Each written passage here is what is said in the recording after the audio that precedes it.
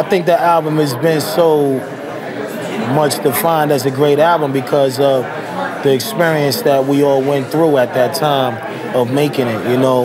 Like I said, you're dealing with 8 legends that was legends even in the street, as far as the way that they lived, the way that they had their respect in the neighborhood, and of course, they craft on being, you know what I mean, writers and MCs, you know what I mean? So when we made that album, like I said, we broke the mold.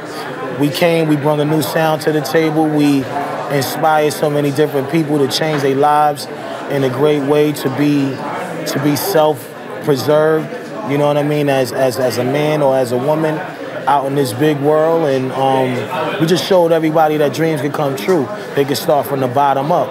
And that album was just the beginning of greatness, you know? I think it's a classic, you know? I think that album is a classic. I think that album right there put a mark in hip-hop that was missing, you know? It's always about filling the void.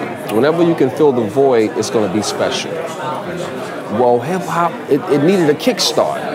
You know what I mean? And I think we was a part of that kickstart. You know what I mean? That kind of brought the energy back up. Because I know for me, for a minute, in hip hop, I had stopped listening to it. You know, I went reggae.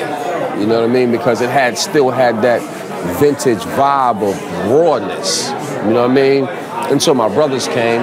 You know what I mean? And then we brought back that vintage raw vibe that came from the streets, which started at the block parties. You know what I mean?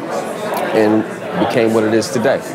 Like we always said, yo, you know, confidence got us where we was at. But at the same time, it was hard work and skills. And that album delivered in every aspect, you know what I mean? It had a lot of great energy on it. Of course, it had dynamic lyrics on it.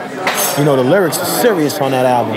You know what I mean? I'm talking about just from each man. Like, if you look at it on some baseball shit, it's like each man hit a homer on that album.